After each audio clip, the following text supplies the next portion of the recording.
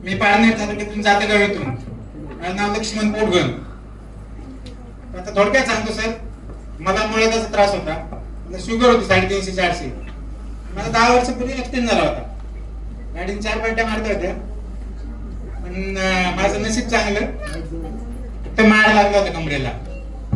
खूप अडकलं होतं 10 वर्ष. खूप झोप येत नसेल, त्याच्यामुळे मुळव्याध शुगर वाढत गेलं. ते वाढत गेल्यानंतर रात्रीचं झोप येत नसेल, काही नसेल.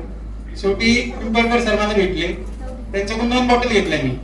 त्या 2 बॉटल मध्ये मला एवढा रिझल्ट आला परफेक्ट.